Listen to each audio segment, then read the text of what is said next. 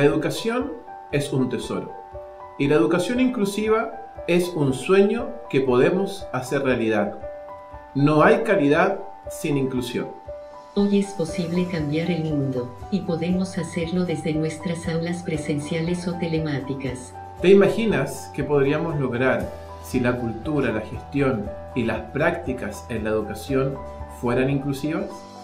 Buscamos la transformación del sistema educativo actual para avanzar a una educación inclusiva y de calidad, donde cada estudiante, y especialmente aquellos que están en situación de discapacidad, tengan acceso a los aprendizajes.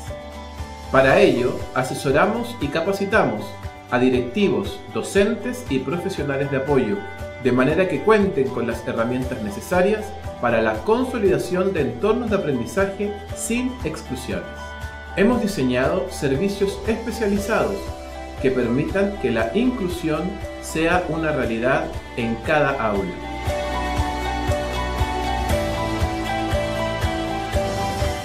Si quieres conocer nuestros programas, escríbenos a at@fchd.cl. Visita nuestro sitio web www.fchd.cl y síguenos en nuestras redes sociales.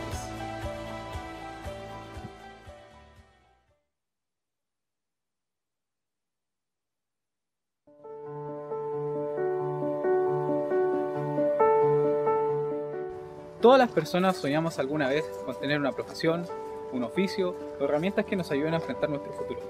Pero esto no siempre es posible.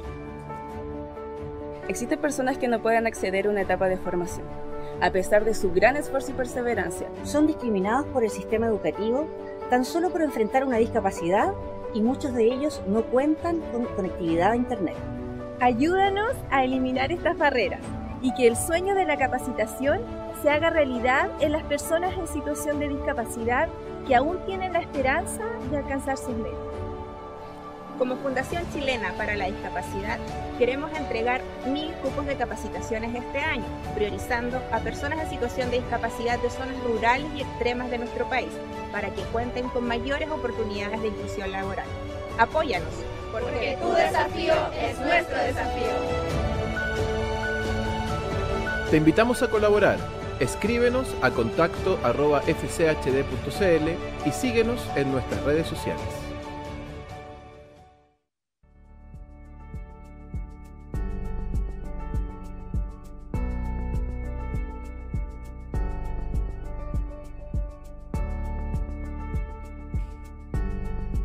Hola, ¿qué tal? ¿Cómo están? En esta oportunidad vengo a presentarles el libro Mujer, Discapacidad y Violencia, de autoría de la Fundación Chilena para la Discapacidad. Desde hace 4 años que venimos trabajando la temática de prevención y atención de violencia en contra de las mujeres en situación de discapacidad. Y a través de este libro hemos querido dar a conocer cómo es ser mujer en situación de discapacidad en el Chile de hoy, cómo se ejercen los distintos tipos de violencia en contra de las mujeres en situación de discapacidad, cómo la falta de políticas públicas y la falta de programas municipales inciden en la prevención y la atención de la violencia en contra de las mujeres en situación de discapacidad. Hemos desarrollado también un protocolo que permite tener antecedentes para tomar medidas sobre estos casos. Y hemos analizado distintas situaciones de violencia que han vivido usuarias de la Fundación a través de los distintos programas que hemos podido implementar. Te invitamos a descargar este libro desde nuestro sitio web www.fchd.cl y a seguirnos en nuestras redes sociales.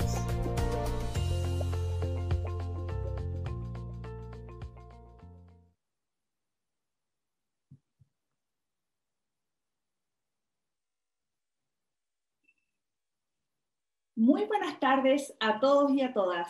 Espero que se encuentren muy bien. Les saluda Vania Rodríguez Fuentealba desde la comuna de Concepción. Iniciamos esta jornada con el video institucional de nuestra fundación porque expone lo que hemos logrado y los desafíos que aún nos quedan por delante. La inclusión es un tema que nos interesa y es también un desafío. Por eso hoy queremos hablar de educación inclusiva en tiempos de cambio. En esta tarde nos acompaña Sandra Urra, profesora diferencial con mención en trastorno de la comunicación, audición y lenguaje, magíster en gestión e inclusión laboral de personas en situación de discapacidad, diplomada en educación inclusiva y discapacidad.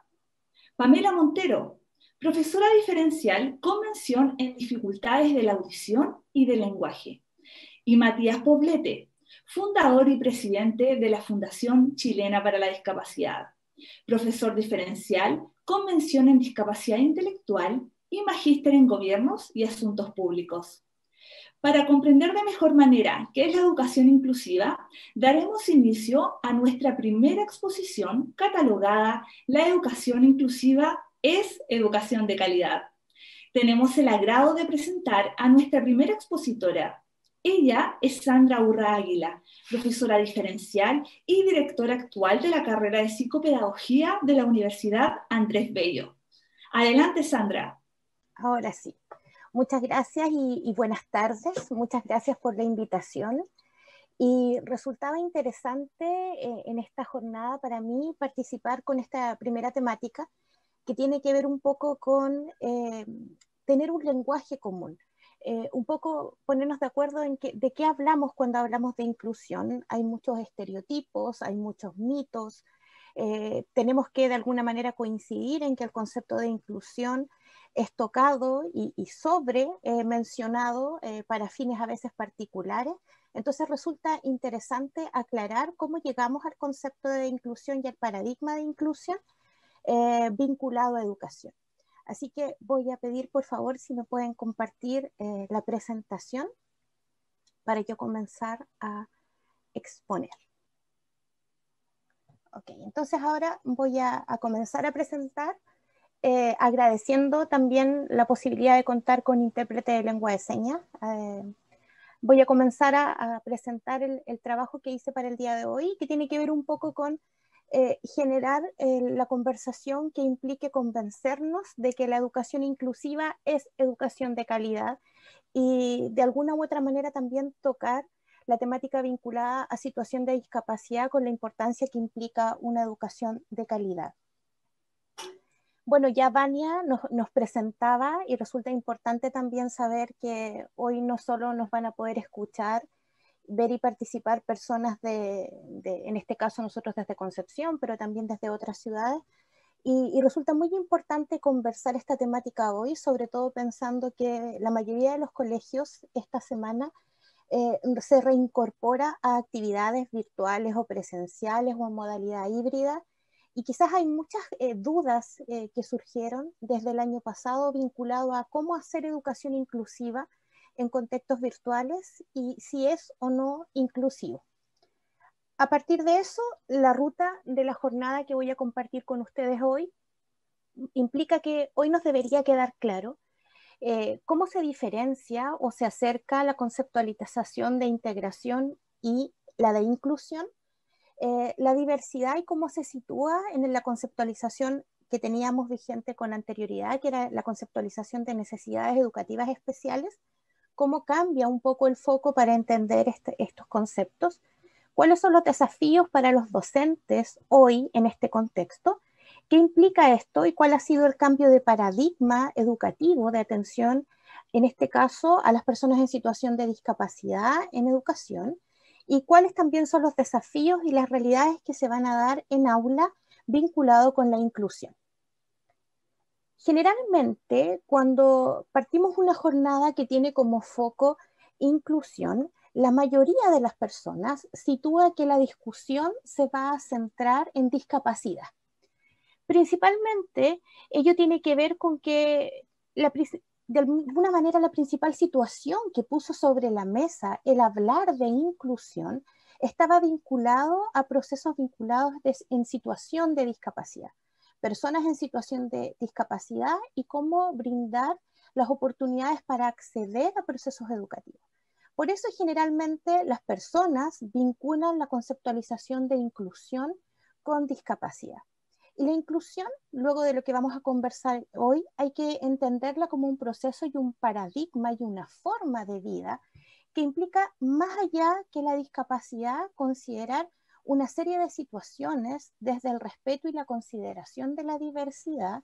Y yo siempre digo, la situación de discapacidad forma parte de un conjunto de características o de condiciones, pero no son las únicas que deben ser atendidas en el aula para asegurar una atención y brindar una respuesta educativa de calidad e inclusiva. Por lo tanto, lo primero que tenemos que hacer es tener un punto común en cuanto al lenguaje vinculado a la inclusión. ¿De qué hablamos? Pongámonos de acuerdo. ¿A qué nos referimos cuando hablamos de inclusión? Y para ello resulta importante tener claro que la mayoría de nosotros consideramos y creemos que existe esto, una mayoría normativa, y que por tanto lo que hace la mayoría es lo correcto, lo aceptable. Y por lo tanto, quienes hacen algo que dista un poco o mucho de cómo lo hace la mayoría, estarían mal. Y así llegamos a la configuración y la construcción de conceptos como los especiales, los diferentes, el nosotros y los otros, considerando el nosotros como aquellos que nos consideramos, entre comillas, normales, con esta conceptualización de normalidad bien fantasiosa y poco real. Pero cómo llegamos a estas conceptualizaciones resulta interesante. Lo primero que tenemos que entender es que para llegar a esto, lo primero que hacemos es generalizar. Y las personas tendemos a generalizar. La mayoría hace esto, por lo tanto está bien. Un grupo de personas hace esto, entonces todos los que tengan esas características lo harán. Y vamos generando estereotipos o etiquetas. Lo peligroso de los estereotipos y etiquetas en el marco educacional es que están a un paso de generar prejuicios, es decir, vincular con que un grupo de personas que hace algo pudiésemos dejarlo fuera de un derecho como la educación, como la salud, como la vida afectiva, matrimonio, etcétera, producto de un prejuicio. Entonces ustedes podrían decir, ¿y qué tiene que ver esto con educación? Tiene que ver mucho, porque del prejuicio a la discriminación hay solo un paso. Cuando yo generalizo y le coloco una etiqueta a una persona o a un grupo de personas, me creo con el derecho de dejarlo fuera de hacer efectivo un derecho. En educación, ¿cómo se vincula esto? Se vincula con que la única forma de derribar los prejuicios, los estereotipos y la discriminación, y ahí coloco yo una lámina de alguien derribando con un martillo un muro. La literatura dice que la única forma de derribar los estereotipos es conocer a las personas. Nosotros podemos leer mucho sobre inclusión desde distintos referentes, pero la única forma de derribar los prejuicios es tener la oportunidad de conocer a otros y a otras. Por lo tanto, ahí tendríamos el primer punto a favor o el primer punto para defender la educación inclusiva. Una educación inclusiva de verdad dice que todos, todas, todes debemos estar en la sala de clase y compartir con personas de distintos orígenes socioculturales. Podemos hablar también del respeto por nuestros pueblos originarios, de distintas configuraciones familiares, personas que presenten una situación de discapacidad, porque cuando crecemos y conocemos distintas realidades, nuestra realidad mayoritaria y homogénea que nos ha permitido este sistema educacional tan segregado, es la única forma de derribar los estereotipos. No basta con leer un libro, porque con leer un libro yo puedo seguir teniendo los mismos prejuicios. Porque ojo con esto, lo preocupante del estereotipo es que el estereotipo es una construcción social que crecemos escuchando desde nuestros padres, desde nuestros familiares, después los podemos crecer escuchando desde nuestros referentes como son los profesores. Entonces la principal herramienta para derribar esta barrera que genera discriminación es el conocer al otro y brindar espacios de aula diversos, heterogéneos. ¿Qué relación tiene esto con la labor docente? Muchísima, porque en nuestras prácticas como profesores y como profesoras, nosotros tenemos un currículum explícito, que es lo que nos dice el Ministerio de Educación, que es lo que tenemos que ver con los estudiantes y las estudiantes. Pero existe lo que llamamos el currículum oculto, que es aquel que se permea a los estudiantes y las estudiantes a través de nuestro discurso, a través de nuestro lenguaje corporal, a través de cómo los consideramos o no los consideramos, o en ocasiones los discriminamos producto de estereotipos o prejuicios arraigados. Entonces, cuando un profesor le da más oportunidad a quien cree que es capaz y deja fuera a quien tiene en su construcción mental como alguien que no es capaz de hacer algo, o le coloca una etiqueta de que ese niño no es normal, no debería estar aquí o no corresponde, lo que se permea desde la práctica en este currículum oculto genera discriminación, por tanto genera una afectación desde el punto de vista emocional en los niños y niñas, y por lo tanto también va a afectar los procesos de aprendizaje. Entonces, cabría aquí preguntarse ¿qué consideramos normal? ¿Qué es normal? ¿Qué no es normal? Y con esta lámina yo quiero representar un poco de qué hablamos cuando hablamos de, entre comillas, discriminar. Cuando hablamos de discriminación, la discriminación que podría sentir, por ejemplo, un niño o niña en situación de discapacidad en una escuela, es que un grupo de personas hagan sentir que todo el resto está bien y todo el resto es igual y solo él es distinto, lo cual resulta una reflexión bastante básica y poco llena de reflexión desde la realidad. Por lo tanto, ahí cabría preguntarse cuánto daño nos ha hecho esta conceptualización de lo normal, de entender lo que es normal, lo que no es normal, quiénes son normales. De alguna u otra forma, esta conceptualización de normalidad también deja un poco de lado la neurodiversidad, la diversidad de formas de hacer las cosas, que más ratito me voy a detener en ello con la conceptualización de necesidad educativa especial. Entonces, a partir de esto, la conversación es conversar acerca de diversidad e inclusión para luego detenernos en la conceptualización asociada a discapacidad. Lo primero que hay que entender es que cuando hablamos de diversidad, la diversidad de alguna otra forma es la norma. No es la norma el ser todos iguales o la homogeneidad.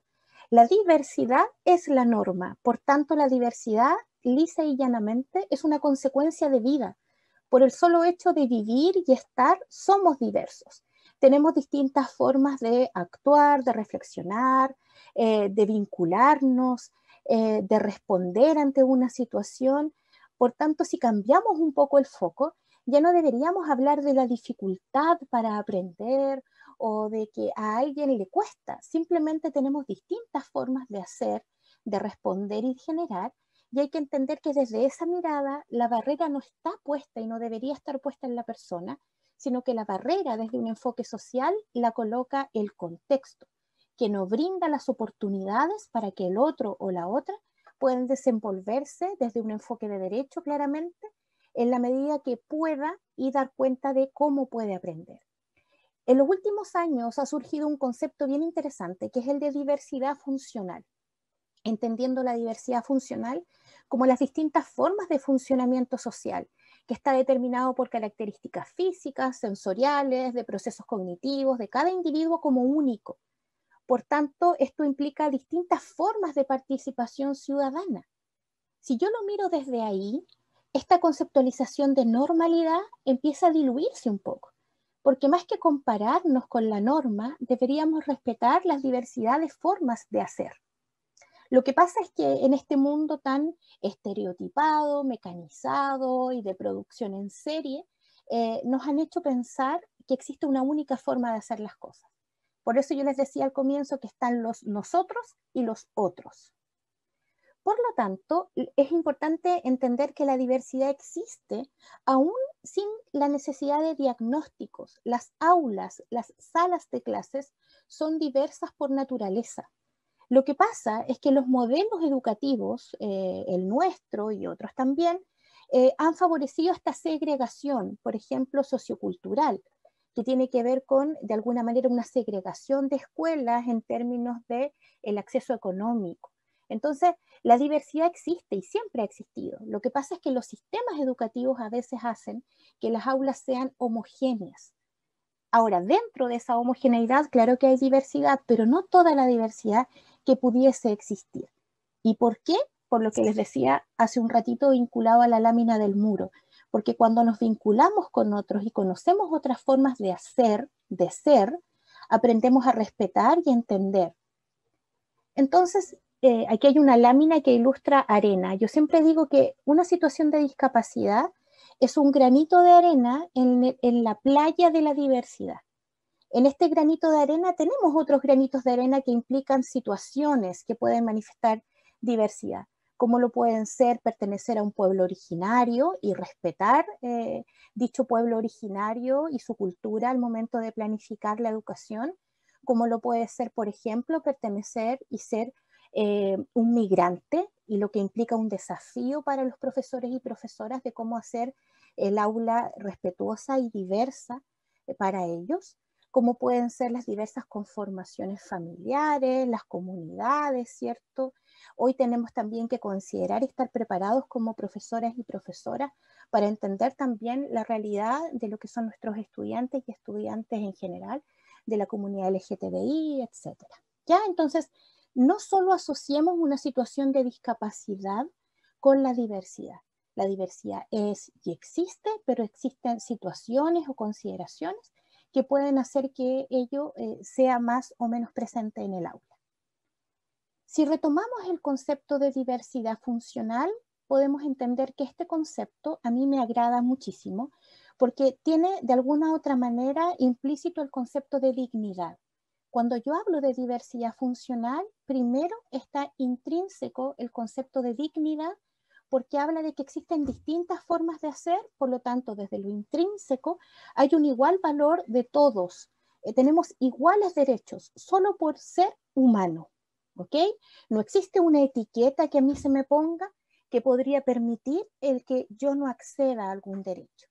Y también hay una conceptualización de dignidad acá extrínseca o colectiva, porque la convivencia en sociedad basada en derechos y libertades de manera autónoma también me permite una dignidad de vida, de hacer, de estar, que está muy vinculado al concepto de calidad, al concepto de calidad de vida, vida digna y autodeterminación. Ahora, para eso cumple un rol fundamental la escuela. La escuela debe brindar, obviamente con un trabajo sistémico con la familia y comunidad, brindar las herramientas para que todo estudiante, y si nos situamos en los estudiantes que presentan una situación de discapacidad también, cuenten con espacios de desenvolvimiento y de desarrollo que les den herramientas para la autodeterminación futura. Por lo tanto, la escuela no debería ser solo foco de currículum y contenido. Por lo tanto, aquí se cruza el concepto de inclusión y respeto, ¿ya? ¿Y por qué necesitamos hablar de inclusión? Aquí fundamentalmente la sociedad debe estar situado en conversaciones como la de hoy. Hay que hablar de inclusión. Es un tema que se necesita explicitar y discutir, porque si hablamos de dificultades o de barreras, existen principalmente barreras sociales o de contexto que son las que no permiten que las personas puedan acceder a un desenvolvimiento social, educativo, jurídico o sanitario en condiciones de calidad. Por lo tanto, la sociedad, ¿qué debería hacer? La sociedad o nosotros como sociedad deberíamos brindar condiciones para el desarrollo de las personas en su entorno. Entender que la homogeneización social no permite ver la diversidad. La uniformización, es decir, uniformar, entender esta normalidad como lo que deberíamos hacer, de alguna manera no permite ver la diversidad como una oportunidad y como lo que es la real norma. Y el lenguaje acá cumple una importante función, porque el cómo yo me refiero a otros y cómo yo hablo con otros, de otros, para otros, pero desde una co-construcción, también va determinando los puntos de vista sociales. Y en eso hay que ser bien críticos y de alguna forma también, que fue la bandera de lucha por la Convención de Derechos de las Personas en Situación de Discapacidad, es que quienes están decidiendo en torno a políticas públicas vinculadas a las personas en situación de discapacidad, en su mayoría no son personas en situación de discapacidad. Y ahí hay una deuda real y profunda, y tenemos que hacer un mea culpa como sociedad, de generar los espacios de discusión, no como meras consultas, sino que consultas participativas reales y que tengan de alguna manera algún tipo de concreción. Entonces, no da lo mismo el lenguaje.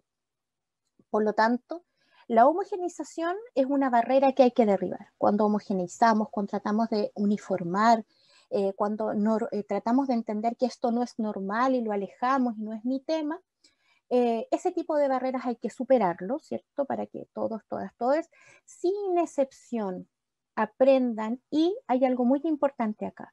No basta con asegurar el acceso o matrícula a un niño o niña a una escuela. Aquí no solo es el acceso, es aprendizaje. Escuela es aprendizaje, escuela es participación y aprendizaje. Entonces, de alguna forma no basta con la matrícula y que ese niño o niña sea un número. ¿Cómo los profesores aseguramos la participación y nos hacemos cargo de derribar las barreras para la participación? Y para eso, los líderes educativos, me refiero a directores, sostenedores y jefes de UTP, tienen un rol fundamental en la planificación de instancias de capacitación, enriquecimiento profesional o como queramos llamarle, para apropiar a las comunidades educativas de un lenguaje inclusivo. Si nosotros nos situamos en el índice o el índice de inclusión, que ha sido para nosotros como el mapa rutero, que nos habla de políticas, de cultura inclusiva y de prácticas inclusivas, nosotros tenemos políticas como país. Hay algunas prácticas que se llevan a cabo y que han sido exitosas, pero yo creo que lo que no hemos profundizado tiene que ver con generar y construir culturas inclusivas. Generar una cultura inclusiva permitirá que se generen prácticas inclusivas porque quienes las llevan a cabo entienden que eso es lo correcto. Es lo que hay que hacer porque dentro de una cultura inclusiva es lo que hacemos.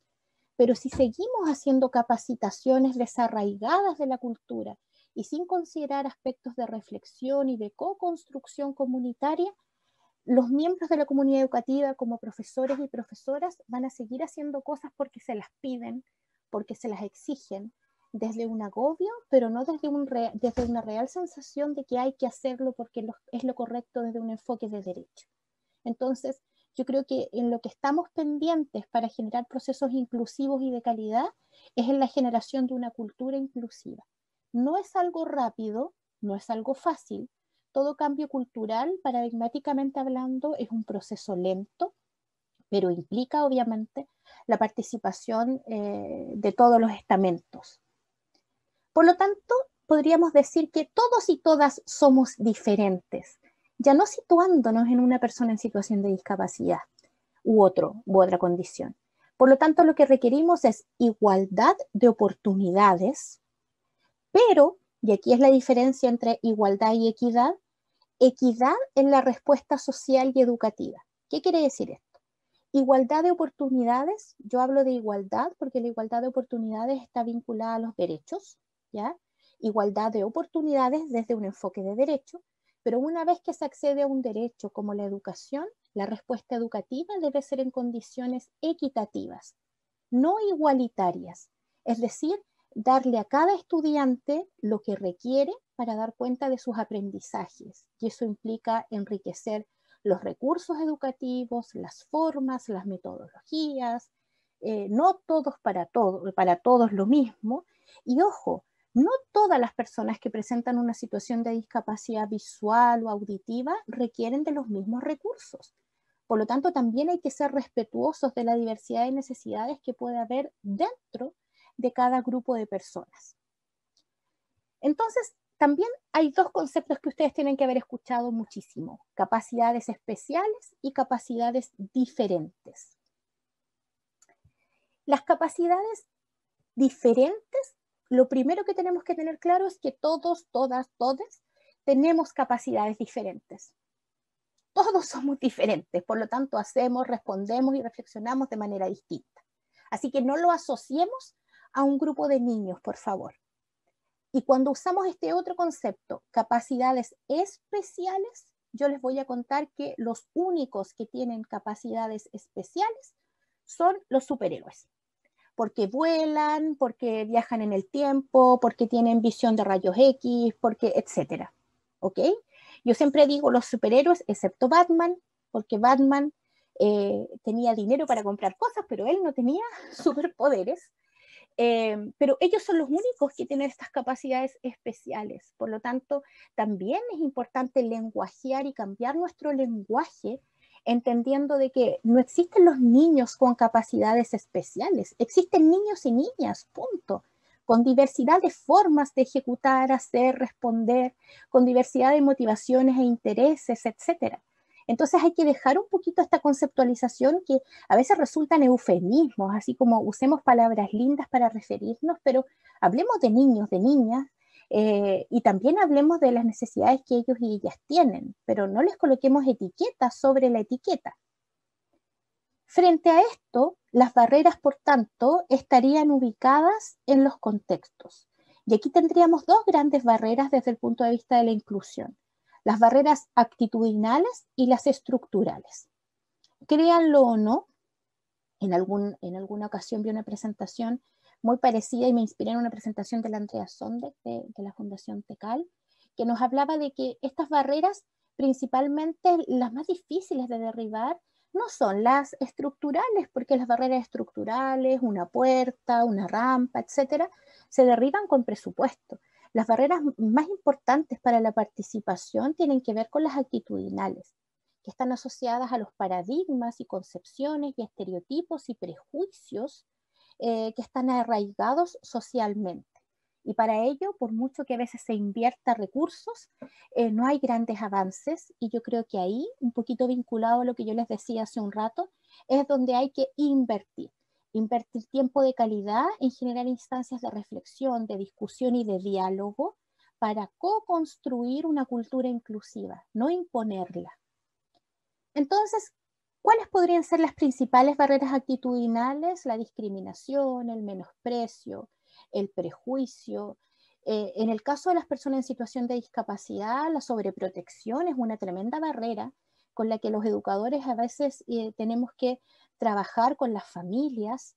El transformar a las personas en situación de discapacidad, principalmente quienes hemos trabajado con personas en situación de discapacidad intelectual, por ejemplo, con esta conceptualización súper arraigada de mencionarlos como que son angelitos, negándole absoluto derecho a la independencia, a una vida afectiva y sexual, por ejemplo. Entonces, aquí hay temáticas que dañan, que a veces no están desde la mala intención, pero sí desde el desconocimiento. Entonces, la sobreprotección, la infantilización, ¿para qué decir desde un enfoque de género, cierto? O los prejuicios que pueden estar asociados hoy en nuestro país a niños, niñas y personas en general, migrantes, ¿cierto? O por características físicas, también nos hacen daño e impiden el acceso a una educación de calidad.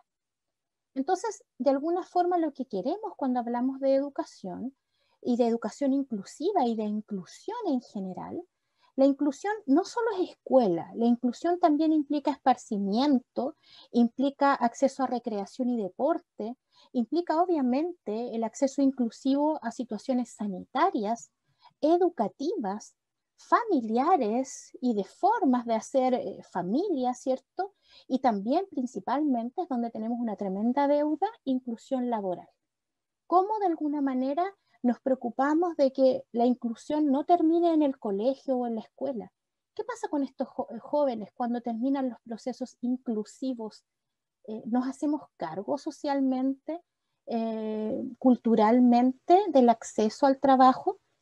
Me tocó participar en una investigación hace algún tiempo vinculada a un magíster en inclusión laboral de personas en situación de discapacidad, y en el focus group de los entrevistados, ellos manifestaban que principalmente querían trabajar para sentirse útiles, para sentirse que de alguna manera eran un aporte, sentirse alguien. Y si ustedes leen entre líneas, implica que hasta ese momento no se sentían partícipes socialmente. Entonces, ¿cómo nos hacemos cargo de esto? Eso también es un tema pendiente gigante. Si nosotros ahora ya lo situamos en cómo ha sido este proceso histórico para llegar a hablar de inclusión hoy, específicamente de las personas en situación de discapacidad, lo primero que tuvimos fue exclusión, que ocurrió en distintos años en función del país.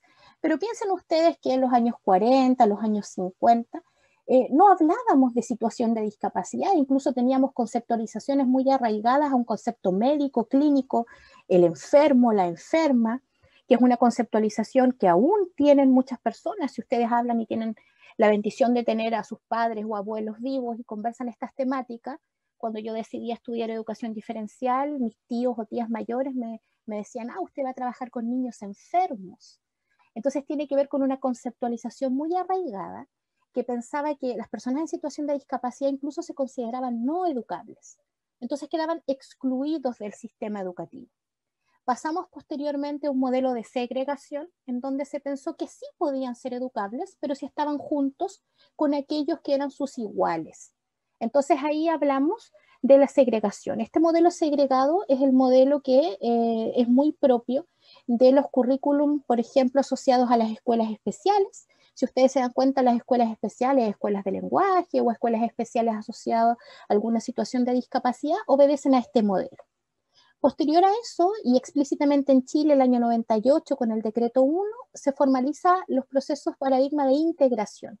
Es decir, la escuela regular o tradicional genera proyectos para programas de integración al interior de la escuela en donde van a participar estos estudiantes que presentan una situación de discapacidad y para ello van a tener una subvención especial, profesionales especiales, etc.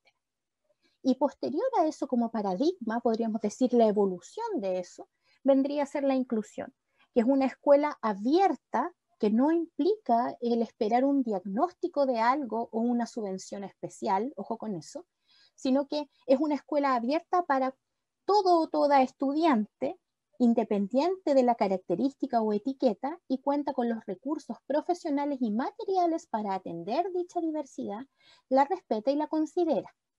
Si hacemos un análisis de lo que es nuestro país hoy, tenemos en vigencia el modelo de la segregación aún, porque todavía contamos con escuelas especiales, todavía hablamos de programas de integración, se nos pide ser inclusivos, pero todavía hay subvención especial para estudiantes en situación de discapacidad. Entonces, hay programas en vigencia y políticas en vigencia que a veces resultan contradictorios. ¿Cuáles son las respuestas curriculares de estas medidas? En el caso de la exclusión, no existe una respuesta curricular, porque como quedaban fuera del contexto, simplemente no existe una respuesta curricular para este grupo de estudiantes. En el caso del modelo de la segregación, cada escuela, por ejemplo, tenía planes y programas propios en función de la situación de discapacidad o característica.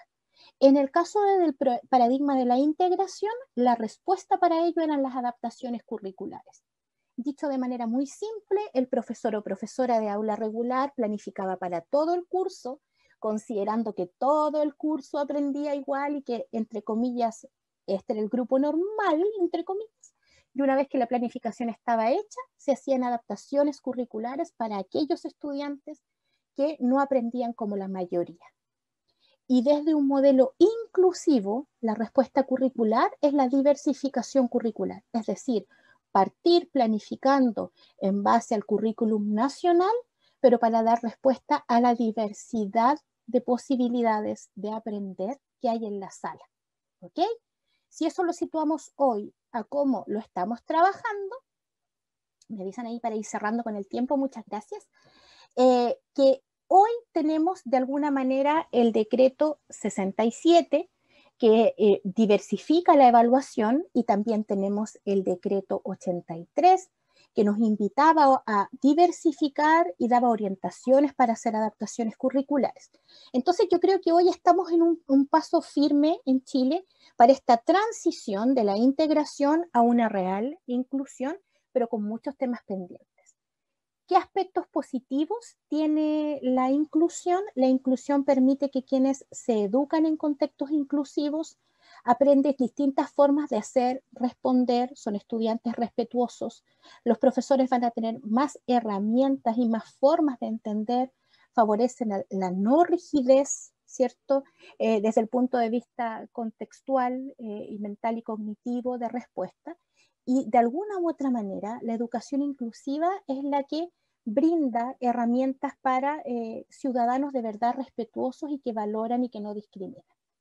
Solo para despedirme, y eso era lo que les estaba contando, explicar esto entonces. Debemos pasar de un modelo que discrimina y deja fuera y pone una barrera para atender y participar, para después pasar a este modelo en que le pasábamos cajoncitos a las personas, que esto es muy del modelo de la integración, en que seguían las barreras ahí, pero le dábamos cajoncitos a los estudiantes para que pudiesen acceder, a llegar a evolucionar a un modelo inclusivo, que más que situarse en la persona como causante y responsable de, se sitúe en derribar las barreras actitudinales, sociales y estructurales para favorecer contextos inclusivos.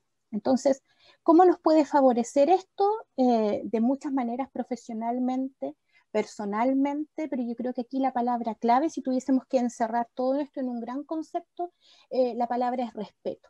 Consideración, respeto, escucha activa y entender que nuestra postura no es la única y que cada estudiante lleva de alguna manera una mochila de familia, de experiencia, sobre todo de sueños y anhelos con los cuales nosotros debemos ser muy cautelosos y muy respetuosos. Así que creo, Vania, que ahí estoy con el tiempo. ¿Sí? Sí. Así que dejo de presentar. Saludamos a todo nuestro público el día de hoy. Estamos muy atentos a sus comentarios y preguntas. Han llegado algunas preguntas para nuestra expositora Sandra Urra. La primera dice, Schneider, ¿cuál es la barrera más fuerte que se encuentra presente en contra de la educación inclusiva hoy? Y otra pregunta de Paola, ¿de qué o quién depende que los cambios avancen y se pueda ver la inclusión desde la educación preescolar? Súper. Son dos preguntas bien importantes. A ver, quizás me faltó profundizar un poquitito en que el verdadero foco hoy para hablar situándonos un poco de discapacidad, está en el modelo social. Y un poco ahí va a ir mi respuesta. Este modelo social y la actualización del modelo social nos habla de que las barreras no están en el niño o niña, sino que están en el contexto. Entonces, si yo pudiese pensar cuál es la principal barrera hoy para los procesos inclusivos, como está aquí la pregunta, yo creo que hay cambios que tienen que ver con barreras culturales. Hay desconocimiento, porque creo que a veces hemos trabajado la inclusión de manera muy teórica, muy desde la definición, muy desde el cuadro normativo, y también lo hemos trabajado muy desde la realidad de otros países. Entonces yo creo que la primera gran barrera es una barrera actitudinal de los profesionales, y ojo, no estoy culpando a los profesionales, estoy diciendo que nos hace falta un proceso de reflexión, de diálogo, de apropiación y actualización conceptual que cambia el foco desde un modelo clínico y médico a un modelo social en el cual todo profesional vinculado a la educación es responsable. De manera más simple, ya hay que sacarse de la cabeza que estos niños son las de integración, estos son los tuyos, esto no, ojo. Y esto es muy importante, ser profesor o profesora hoy implica ser profesor o profesora para todos los estudiantes de la sala de clases, sin excepción. Y así, y de alguna forma ahí, cobra sentido el trabajo colaborativo, el necesitar trabajar con otros y construir con otros, desde otros y para otros. Pero aquí es fundamental la escucha, escuchar a otros profesionales, fonoaudiólogos, terapeutas ocupacionales, kinesiólogos, profesores de educación básica y media, escuchar a la familia no es el enemigo. Entonces yo creo que una gran barrera y la principal barrera es actitudinal y los miedos. Hay miedos de colegas que no se atreven porque dicen no saber. Mi consejo ahí es optimizar y enriquecer los trabajos colaborativos, las jornadas de reflexión al interior de las comunidades, asesorarse con fundaciones, agrupaciones que tienen mucho que decir. Y la segunda pregunta, en la cual tú me mencionabas, que por aquí la tengo, de quiénes dependen que los cambios avancen y se pueda ver la inclusión en educación parvularia. Yo me declaro absolutamente fan de la educación parvularia y la educación inicial, siempre lo digo. O sea, si ustedes analizan lo que hacen las educadoras y educadores de párvulo en sus salas de clase, eso es inclusión. trabajar a nivel de proyecto, un currículum integrado, cuando trabajan a partir de los intereses, cuando incorporan la familia, cuando ustedes ven eso en educación parvularia, eso es inclusión.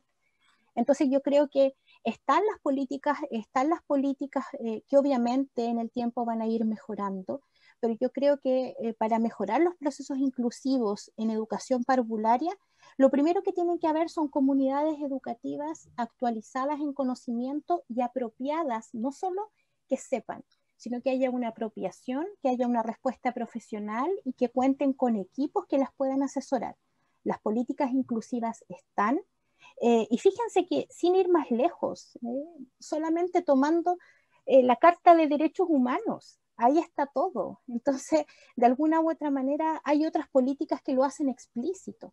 Pero yo creo que aquí la principal forma de que esto avance es optimizar el trabajo colaborativo, enriquecer y considerar la riqueza profesional que hay al interior de las comunidades educativas, quizás dejar de ir a buscar referentes a otros países y potenciar lo valioso que hacen nuestros profesionales hoy, documentar lo que se hace y compartirlo. Y de alguna manera ir trabajando en la fluidez del diálogo entre educación parvularia y educación básica, me parece fundamental, sobre todo dándole la importancia fundamental que tiene la educación parvularia en todo nivel. No es educación pre-básica, es educación parvularia con sus propios objetivos y con la riqueza y respeto que merece. Entonces yo creo que aquí hay que optimizar los equipos y el trabajo colaborativo y el respeto hacia los educadores y educadoras de párvulo también.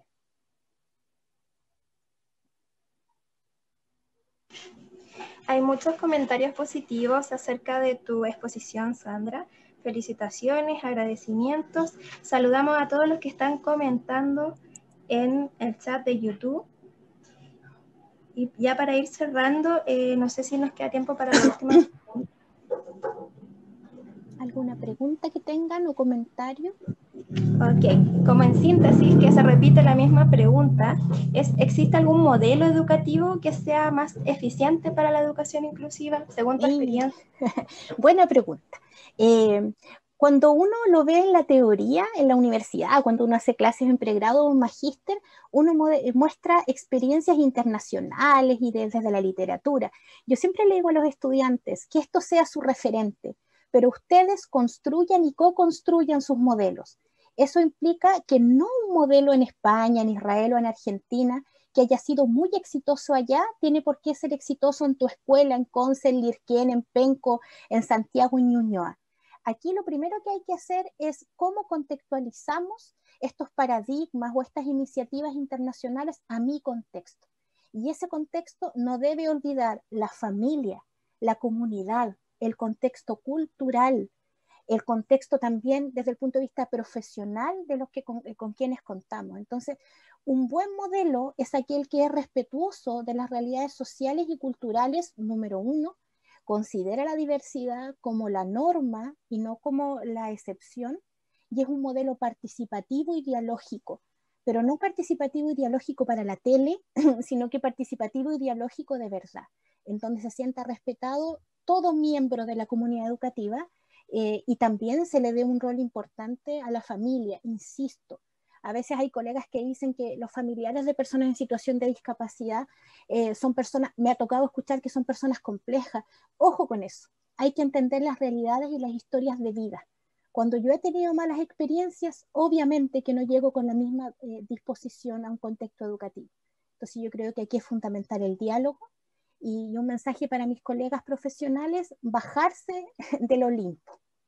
Entender que aquí todos en una comunidad educativa tenemos el mismo nivel de importancia y nosotros no existiríamos si no existieran los estudiantes y la familia.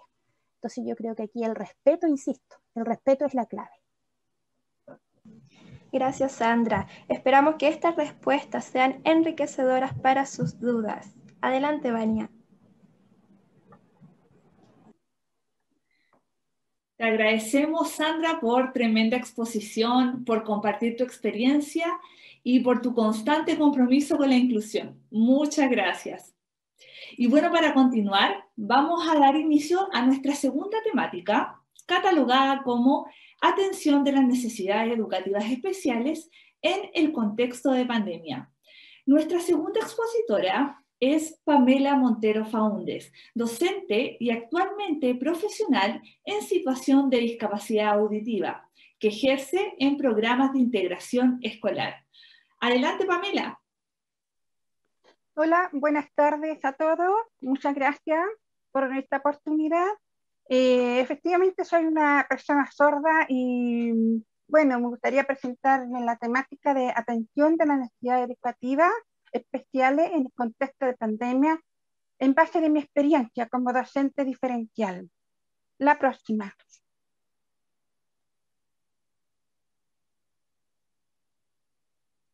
La próxima, ahí está.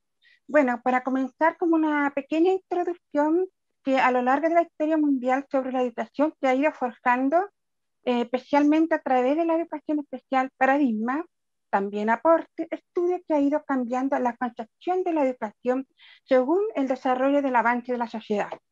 Además, gracias a la ONU, que significa Organización de las Naciones Unidas, que la ONU reconoce en el año 1948 la Declaración de los Derechos Humanos, en donde se plantea que toda persona, todo niño y niña tiene derecho a la educación, es decir, que tiene derecho a educarse. Luego, a continuación, esta presentación pretende describir las realidades que se están viviendo en situación de la pandemia, desde un enfoque de las necesidades educativas especiales dentro del programa de integración escolar, que en adelante significa PIE, y describir la experiencia de docencia diferencial en atención a las necesidades educativas de estudiantes, los nuevos lineamientos de apoyo pedagógico de estudiantes con necesidades educativas y la situación de la pandemia. También me gustaría mostrar la contextualización y palabras clave para otras personas que no saben qué significa programa de integración escolar, por qué existen decretos, por qué se usa instrumento evaluativo para evaluar, por qué yo como educadora diferencial en mi situación de sordera, yo soy una persona sorda. Entonces, esto lo vamos a aclarar estas dudas. La próxima.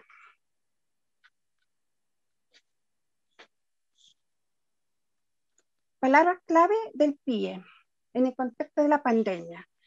Por ejemplo, de acuerdo a la regulación de decretos que existe en nuestro país, que se debe cumplir dentro del contexto del PIE para lograr un buen progreso de aprendizaje de todo estudiante con necesidades educativas especiales.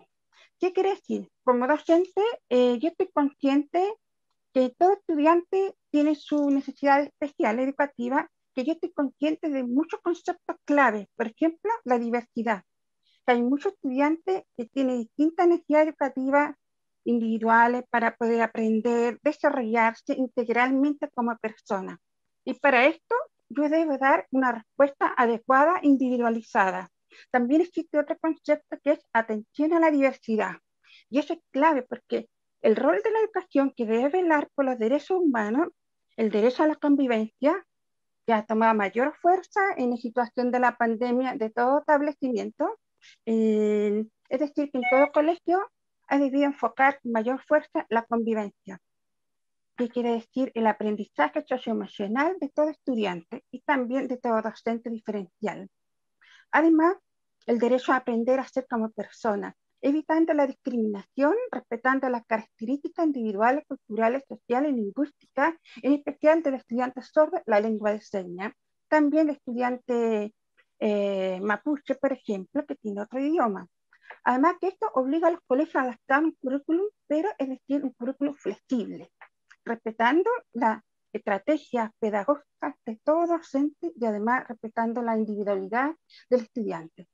Yo también estoy consciente que cada estudiante tiene sus necesidades educativas especiales, que esto se menciona por primera vez en la década de los 70, que hay una diversidad, es decir, que cada estudiante es diversidad y eso es clave.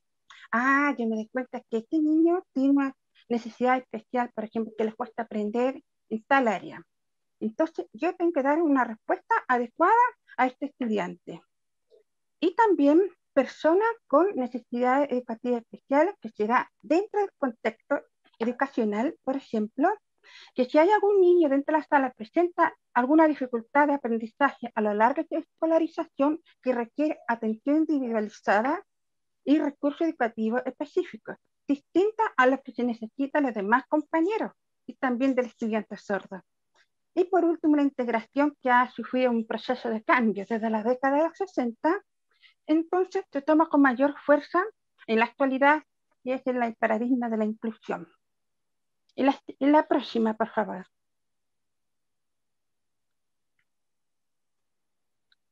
De acuerdo a los decretos que es necesario mencionar, por ejemplo, el decreto número 67, para explicar como conceptos clave, significa evaluación auténtica de aprendizaje en evaluación formativa y evaluación sumativa, que hemos tenido que trabajar durante el periodo de la pandemia.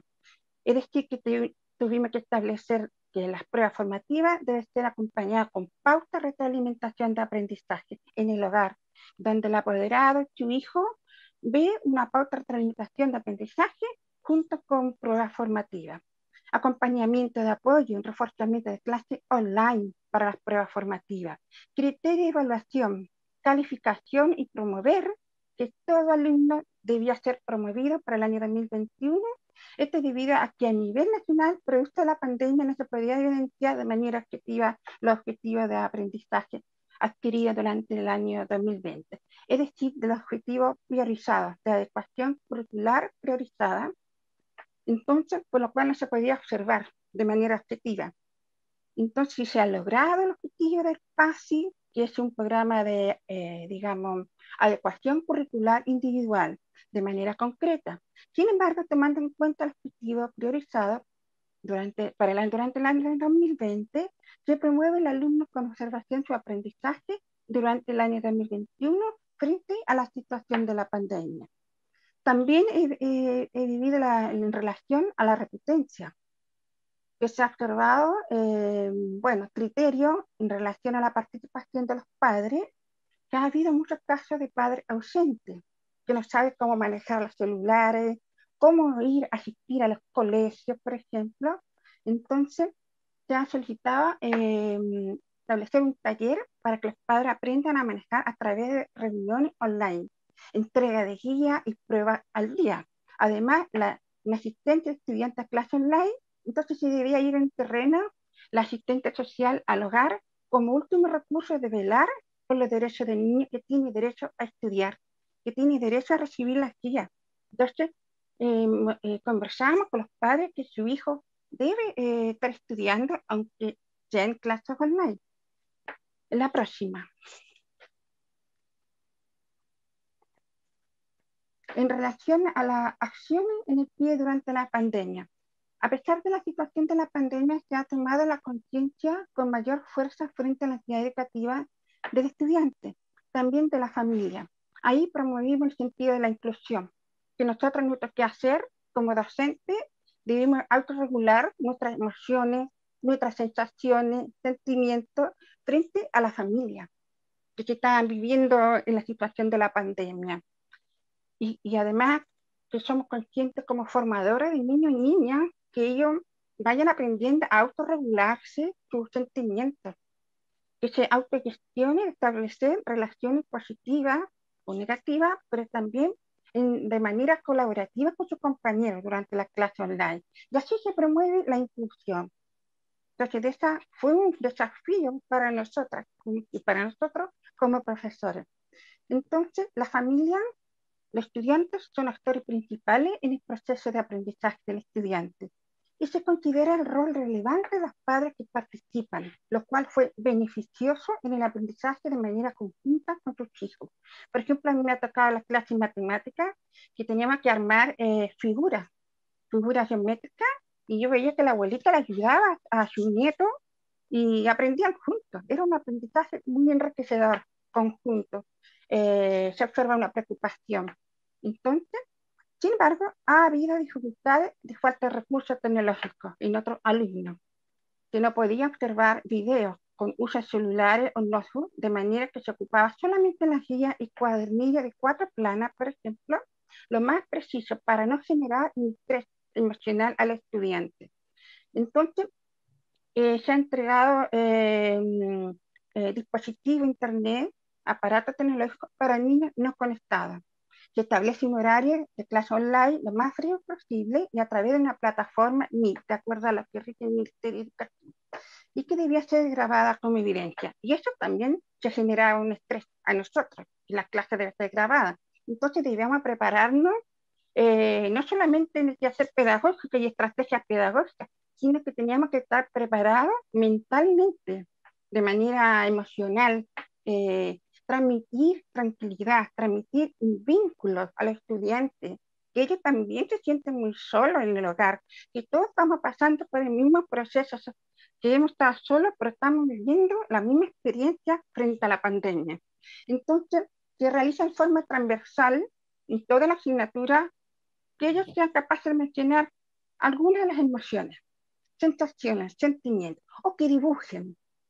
Entonces, y así se genera un vínculo.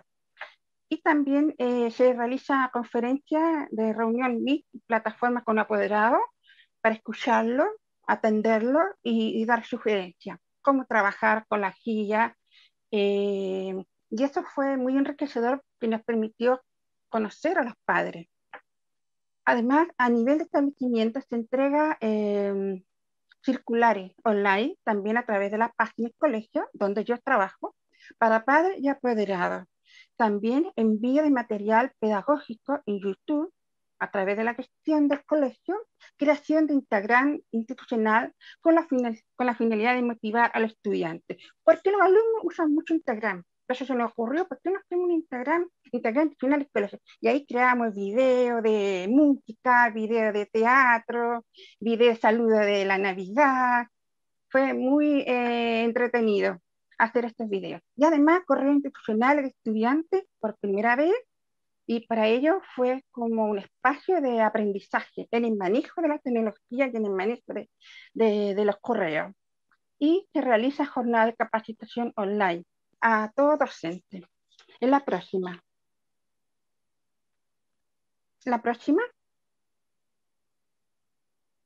También se entrega apoyo emocional a través de la convivencia escolar, que se ha tomado mayor fuerza durante la pandemia a las familias y a los profesores. Regla modificada en la modalidad de clase online, quiere decir que apagar el micrófono, mantener la cámara apagada o prendida, porque había algunos estudiantes que le daban vergüenza. Entonces, para no obligarlo, teníamos que crear estrategias de convivencia más colaborativas, más, digamos, más respetuoso, que no moleste a otro compañero, que ¿por qué tiene la cámara apagada? Yo proponía como puntos de participación, ellos activaban la cámara, respondían preguntas, pero eso se va de acuerdo a cómo vamos generando aprendizaje sin ser obligados, ¿ya? Entonces, de manera que teníamos que crear estrategias de evaluaciones online. Y también se genera carpetas. Este fue un desafío muy grande y muy estresante a la vez, que yo tenía que hacer carpetas de manera Drive, de FUDEI, por ejemplo, que todo lo que nos exige el Ministerio de Educación nos pide FUDEI, hasta informe de familia, evaluación, reevaluación. La evaluación se refiere a la evaluación de ingresos, formulario único de ingresos, según la situación de discapacidad de cada estudiante. Estudiantes con discapacidad intelectual, estudiantes que tienen una pérdida auditiva, estudiantes que presentan un espectro autista, etc. Y la reevaluación en diciembre. Esto fue muy difícil porque ahí teníamos que hacer una redacción en cómo ha sido el aprendizaje. La clave es que tenía que haber sido con acompañamiento de apoyo, que yo vea al estudiante a través de la clase online y su asistencia a la clase online, y ahí de esta manera yo podía hacer una redacción en la reevaluación de cómo ha sido a fin de año, y así se ha promovido al siguiente curso. También pruebas, guías, evaluaciones formativas, video de clase, video explicativo con su respectiva guía, y también los PAI, que son programas de adecuación individual para estudiantes transitorios, y PASI, que significa Programa de Adecuación Curricular Individual para Niños Permanentes. Esto ha sido un gran desafío desgastante para todo profesor docente, que yo trabajaba desde las 8 de la mañana hasta la 1 de la mañana. Y eso me dio una secuela que me afectó mi salud. Y así eso fue un desafío para nosotros, cómo teníamos que autorregularnos. Por ejemplo, que yo tenía que dar un paseo para despejarme a la plaza. Eso fue parte de mi salud emocional. Salir a dar una vuelta, tenía que crear mi propia rutina diferente a la que yo estaba acostumbrada, despertarme en la mañana, ir al colegio, después llegar a la casa. No, tenía que levantarme temprano en la mañana, asistir a las clases online, de manera que tenía que estar como contenta, saludar a los niños, desde las 9 de la mañana hasta las 3 de la tarde, por ejemplo, magazine de la GIA, por ejemplo. Entonces, de ahí yo tenía que establecer una rutina de salir a dar unos paseos afuera. Entonces, así me favorecía mi salud más positiva. Y también, por otra parte, se logra entregar dispositivos de Internet, como se había mencionado, y tablet iPad a todos estudiantes que no cuentan con recursos, por parte del colegio, por parte de la corporación. Y también se confecciona recursos didácticos como material de pago interactivo. Que esto ha sido un desafío grande porque normalmente los profesores presentamos, de acuerdo a cada nivel de curso, presentamos contenido curricular adecuado, flexible, a través de Power, a través que ellos hagan su propio, digamos, confección en la sala. Pero nosotros tenemos que hacerlo en el hogar, hacerlo confeccional y mostrarlo en las clases en la cámara y invitarlos a ellos que también lo hagan. Y también, por último, se elabora un nuevo formulario que debe ser contextualizado y contener no más de 5 preguntas, solo para estudiantes sin nota al pie, al programa de integración escolar. Formulario, por ejemplo, 5 preguntas con 3 alternativas. Y se subió a la plataforma en Meet para estudiantes que no tenían nota, que no estaban conectados. Entonces nosotros hicimos todo lo posible para que todo estudiante tenga derecho a la educación, tenga acceso a las pruebas, a las guías, y que tenga la participación y que se sienta incluida, que nosotros estamos preocupados por ellos, también preocupados por los padres. Entonces, muchas veces nosotros pues, tenemos que tener esta pasión, esta vocación, este amor por los estudiantes. No solamente como docente aplicar el currículum, lo que rigen los decretos, por ejemplo, sino que tenemos que tener esta pasión de enseñar. La próxima, ya. Yo quiero enfocarme en el tema del rol de educador diferencial en el contexto de las pandemias para que sepan todos los padres y apoderados, también otros educadores, que en la actualidad en nuestro país el contexto de la pandemia café está provocando no solo nuevos cambios en las políticas sociales y ciudadanía, en las vidas de las familias, adultos mayores también y niños, sino que también los colegios, en especial el establecimiento con programas de integración escolar. ¿Qué quiere decir? Que frente al contexto de la pandemia se ha establecido con urgencia establecer nuevas medidas comunicacionales con los padres, la forma de comunicarnos con ellos, contactarlos. Además, nuevo desafío de trabajo colaborativo entre docentes a través de reuniones online, con tolerancia colaborativa, con respeto, por ejemplo, que uno nos conectaba, teníamos que tener tolerancia y autorregularlo nuestra emoción, nuestro estrés, ¿ya? Por ejemplo, la humildad, enfocarnos en nuestros puntos positivos sin enfocar el foco de la atención, por ejemplo. El equipo colaborativo, que seamos capaces de construir algún aporte, y así. También entre las nuevas medidas sobre las funciones del nuevo rol de la educadora diferencial, cumpliendo los desafíos importantes en el programa de integración escolar. ¿Qué debe hacer todo educador diferencial dentro del PIE? Realizar un seguimiento semanal de todos los estudiantes con necesidades educativas especiales. Llevar una bitácora diaria de trabajo realizando con profesores de asignatura, involucrando con los profesores jefes de curso asignados también, en relación al estudiante, cómo está el niño, cómo va a conversar con la apoderada, cómo vamos a hacer las pruebas, etc. Entregar un reporte al coordinador del PIE para que esté informado y no haya problemas de comunicación. Un reporte semanal, por ejemplo, sobre el seguimiento y estado de su estudiante en relación no solo a necesidades educativas especiales, sino de carácter académico, familiar y emocional frente a la pandemia. También debíamos realizar clases virtuales, como había mencionado, La próxima. La próxima. Trabajar de manera colaborativa con los profesores jefes de los cursos asignados, apoyando en gestión la información sobre el proceso de aprendizaje de estudiantes. No solamente que el estudiante que nunca se ha conectado ya está repitiendo, no. Tiene que conversar con los profesores y estar comunicándonos sobre el proceso de aprendizaje escolar del niño. Y también el uso de plataformas de comunicación online grabadas clases de acuerdo a lo que rige el Ministerio de Educación. Para mí ha sido un desafío muy grande porque yo no tengo una voz, como toda persona oyente, tiene una voz adecuada. Debido a mi pérdida auditiva, mi voz es distinta. Pero ellos se sorprenden porque los niños, pero ¿cómo tú eres sorda y tú hablas? Y yo, soy sorda, pero bueno, yo tuve la oportunidad con mis padres, siempre se preocupaban por mí, con 50 fonodiólogas, toda mi vida. Y tuve como más de 21 audífonos permanentemente. Y ella, yo le explico, entonces, cuando era niña yo no hablaba, pero después a los 14 años comencé a hablar gracias al tratamiento de fonoaudióloga, gracias al apoyo de mis padres, que mi papá me compraba audífonos, cada cierto tiempo me renovaba, cada audífono de acuerdo a la audiometría, etc. Entonces ellos aprenden de mí y se promueve la empatía conmigo. Es una enriquecedora experiencia. Ella me dice, tía Pamela, ¿sabes? Está tocando la puerta. Ya. Entonces yo voy porque tengo clase online, pero es increíble cómo escuchan a través del micrófono y me avisan. Y voy a abrir la puerta, por ejemplo. Y esto es un sentido práctico en todo estudiante, que se promueve la empatía. Y eso es clave. Y también se genera respeto hacia la profesora.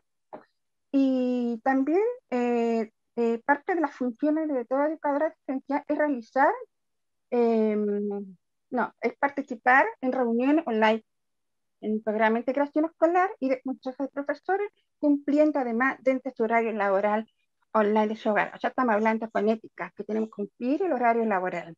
Y además realizar documentación administrativa y legal para el correcto funcionamiento del programa de integración escolar. Como por ejemplo FUDEI que había mencionado, informe a la familia, evalúa. En este caso el evalúa son instrumentos evaluativos que se evalúa las áreas matemáticas y lenguaje y fue creada en España.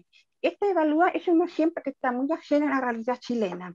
Entonces se han adaptado, por ejemplo, en relación al ejercicio de matemática, de lenguaje, comprensión lectora, etc. También evaluación de ingreso y reevaluación de ingreso o continuidad del estudiante en pie, como había mencionado con anterioridad. Además, guía evaluación adecuada y que debe ser entregada previamente a la coordinadora, cumpliendo dentro del horario laboral a través de correo y online. Y además, por último, potenciar la fortaleza de carácter y hacer docente durante la pandemia. ¿Qué quiere decir? Que todos docentes tenemos fortaleza, también toda persona tenemos fortaleza, que son como capacidades de la persona en el actuar, en el pensar y en el sentir de una determinada manera. Entonces, como había mencionado, la humildad y también la capacidad de contribuir aporte, y eso significa autorregulación. Entonces, dentro del contexto donde estamos ubicados, dentro del contexto de trabajo laboral y frente al contexto de la pandemia, con un buen nivel de confianza. Y además, el trabajo en equipo, como decíamos, que para que pueda obtener buenos resultados con la familia y con la comunidad educativa. Estrategia desde la experiencia como persona y docente sorda. Bueno, como había mencionado, que yo aprendí mucho durante todo mi quehacer pedagógico, muchos años en distintos programas de integración, y he debido crear estrategias, no solamente estrategias pedagógicas, sino mi estrategia de establecer relaciones interpersonales positivas en el contexto educativo con los estudiantes. Y esto, cuando se mencionó la capacitación de taller de fortaleza en la convivencia escolar, esto me dio un impacto porque ese es un punto débil que los profesores no se enfocan mucho en este punto, o sea, en esta área, porque nosotros nos enfocamos mucho al currículum, al trabajo pedagógico, sino que también debemos tomar en cuenta nuestras fortalezas personales y así autorregularnos para promover, por ejemplo, la inclusión, la colaboración, el respeto mutuo entre los compañeros, que ellos observen otros ejemplos, cómo actuamos nosotros frente a ellos. Y por último, quiero mencionar mitos en torno a la educación inclusiva. Yo quiero mencionarlo porque es muy importante que todos sepan. Por ejemplo, desde mi experiencia sorda, dice que los estudiantes sordos solo van a la escuela especial. Eso no es cierto. Todo estudiante sordo, o una pacucia leve, moderada, pacucia severa, todo está dentro del espectro de la sordera. Todo estudiante sordo tiene derecho a estudiar y elegir un colegio, tanto con integración o una escuela sorda. Ellos eligen de acuerdo a sus habilidades, de acuerdo a sus necesidades individuales. Hay personas sordas que hablan, pero hay personas que también que hablan, pero no quieren hablar y manejan la lengua de señas. Pero también aquellas personas que hablan y manejan la lengua de señas pueden tener mayor habilidad de comprensión lectora que otro estudiante que ha estado toda su vida en la lengua de señas y que ha enfocado en estas áreas. Por ejemplo, en la primera lengua, en la lengua de señas, y la segunda lengua, el español, que es la lectura. Pero en tanto, en las personas sordas, estudiantes que han estudiado durante la transición escolar hasta la universidad, se han enfocado mucho más en la comprensión lectora, aprendiendo el español, por ejemplo. Entonces, ellos tienen derecho a elegir si ellos quieren enfrentar desafíos de aprendizaje escolar. Eligen un colegio con PIE o una escuela especial de sordos, donde también se imparte la enseñanza media. También todos estudiantes con necesidades especiales, estudiantes sordos, tienen las mismas dificultades de aprendizaje cognitivo. No es solo por ser estudiantes que les gusta más o que les cuesta más. No, todos son iguales, pero no estoy hablando de la homogeneidad, estoy hablando de la heterogeneidad, de una diversidad. Pero todos tienen la dificultad de aprendizaje cognitivo de acuerdo a las necesidades de cada estudiante. También todo estudiante sordo, todo estudiante con necesidades educativas rinde pruebas con los mismos objetivos priorizados y graduados a través del DUA, que de acuerdo a las necesidades individuales, lengua de señas y acompañamiento de apoyo. Porque han ocurrido que no, que ella estudiante sordo, no, vamos a hacer una prueba de una hojita nomás, una prueba así como más fácil. No debería ser. Debemos hacer una prueba evaluativa correspondiente al objetivo priorizado. ¿Cuál es el objetivo priorizado de esta prueba, por ejemplo, en matemáticas? Y el estudiante sordo tiene que hacerla para yo ver, para nivelar una prueba adecuada y dar una respuesta a sus habilidades, a sus necesidades. Y él puede ser capaz. Por ejemplo, también toda educadora diferencial sorda tiene derecho a trabajar en programas de integración escolar. Yo he vivido propiamente la discriminación, más que nada la exclusión, porque lo viví en un establecimiento que ellos, o sea, dentro del personal del programa de integración, les costaba entender cómo ellos diferencian y es sorda, va a ser capaz de enseñar a estudiantes que tienen trastorno de déficit atencional. Entonces, lo he vivido. Y puede dar respuesta a la necesidad educativa de todo estudiante. Y ahora estamos hablando de la inclusión, de respeto a la diferencia en la persona. Y también debido a la experiencia vivida de su aprendizaje, que favorece como dar atención adecuada a la diversidad cultural. La lengua de señas, también por otra parte, ventajas de fortaleza personales. Por ejemplo, la resiliencia, que yo la he vivido, el sentido de la empatía que pueden transmitir al estudiante, además dentro del equipo, promoviendo la inclusión. También todo estudiante con necesidad educativa y estudiantes sordos tienen derecho a leer libros escolares. Han ocurrido que no, el estudiante sordo no puede leer porque les cuesta mucho, es básico. Todo estudiante puede leer como el libro tercero básico. No debiera ser así. Ellos tienen derecho a tener los libros escolares del ministerio. Entonces, todo estudiante con necesidad educativa y estudiantes sordos tienen derecho a leer libros escolares del ministerio, libros de cuentas que experimentan el desarrollo del proceso lector propio de cada estudiante y mayor conocimiento no de vocabulario, sino de palabras significativas. Excepto que los estudiantes sordos tienen también otra modalidad de comprender en lengua de señas las narraciones de cuentos, poemas, y eso favorece la creatividad e imaginación. Y también todos estudiantes sordos, ojo con eso, pueden aprender inglés, música y arte manual.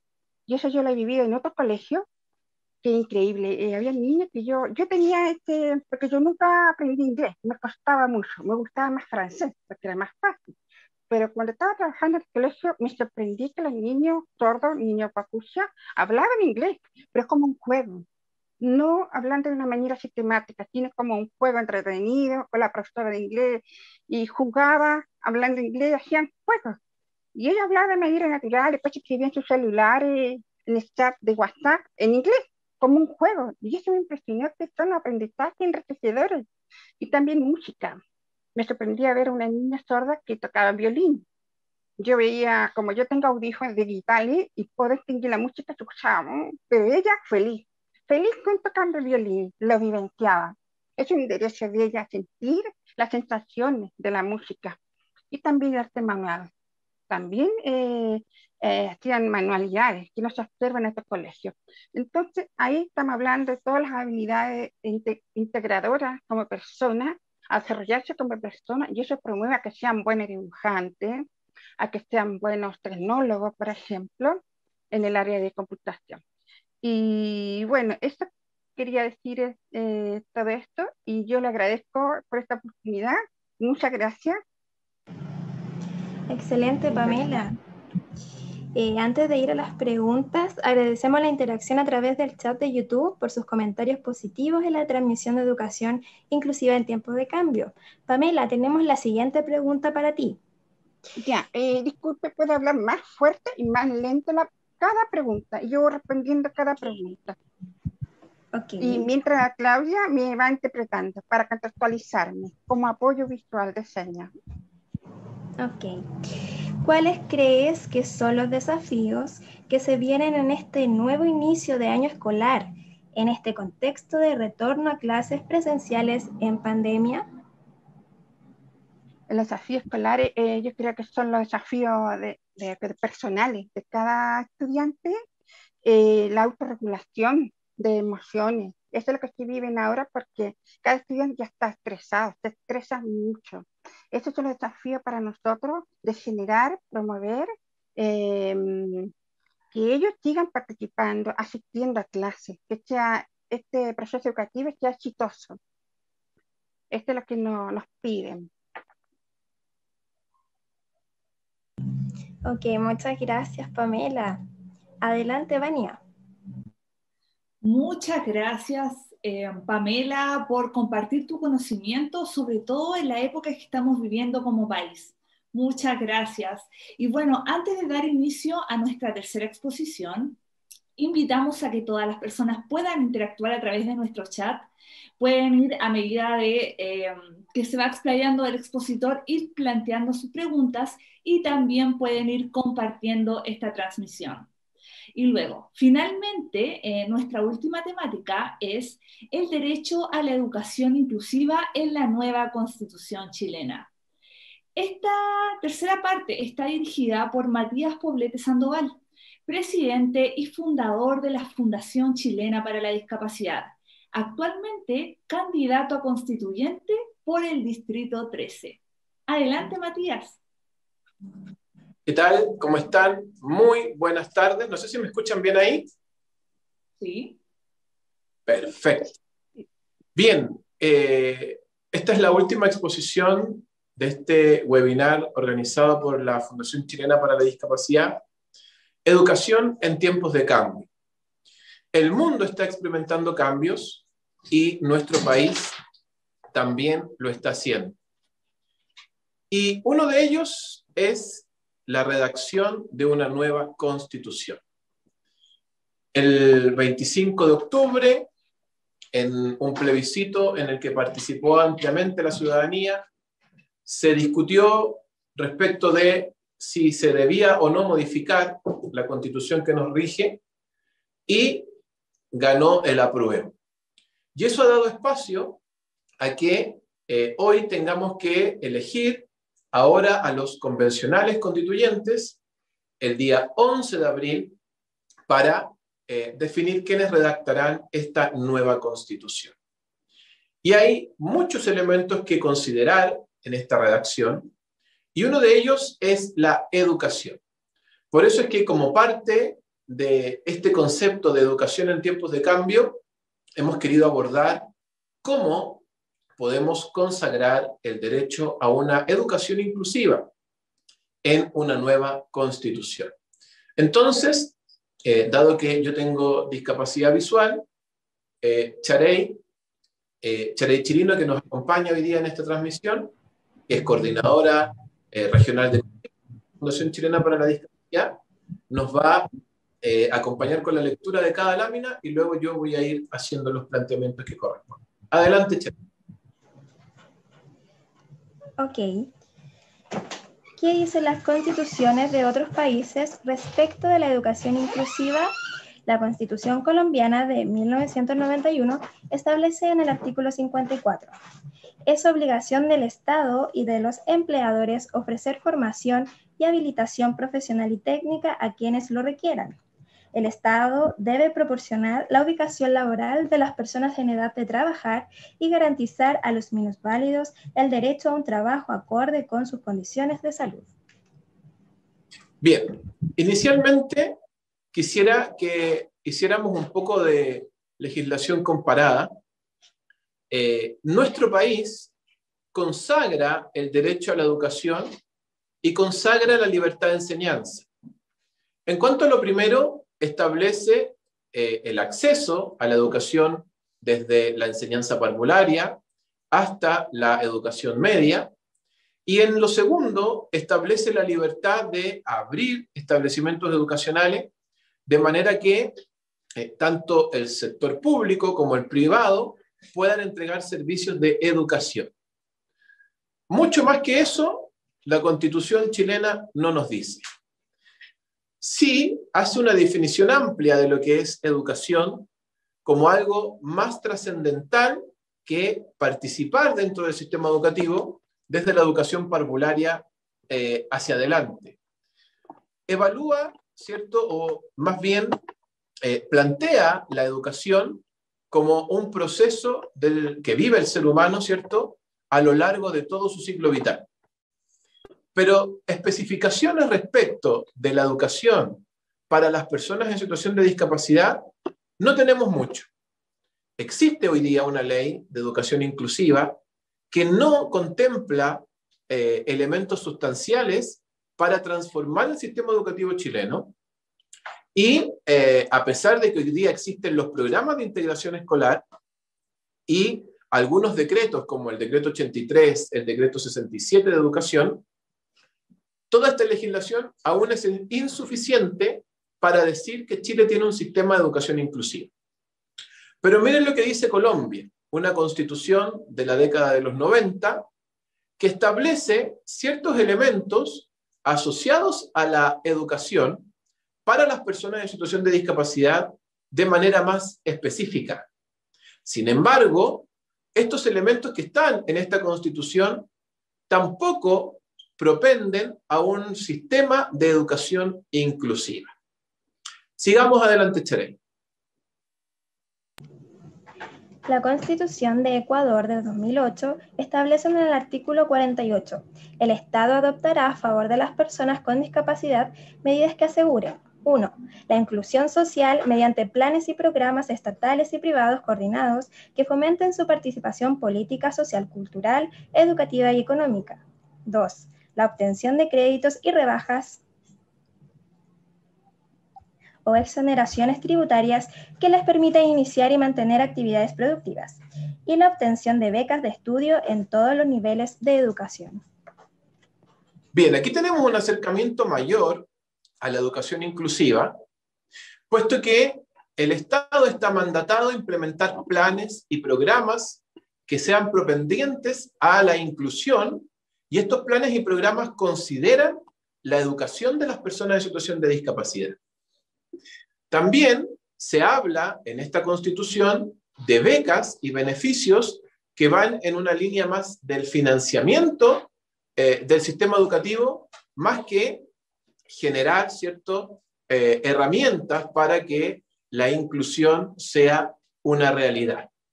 Si bien, ¿cierto?, aquí se está abordando el acceso, se está abordando la forma en que las personas se incorporan a la educación, todavía hay carencia en cuanto al establecimiento del derecho a una educación inclusiva por parte de esta Constitución. Por lo demás, Ecuador no es un país que se destaque por dar cumplimiento a su Constitución. Esta Constitución tiene mucha letra que no se cumple a nivel país, a pesar de que, a mi juicio, en materia de discapacidad, es una Constitución bastante buena. Sigamos. Las constituciones de Argentina y de España otorgan titularidad de los derechos incluidos en sus constituciones, haciendo menciones específicas a las personas en situación de discapacidad, considerando el derecho a la educación. España y Argentina tienen un elemento similar en cuanto a la consagración de los derechos para las personas con discapacidad.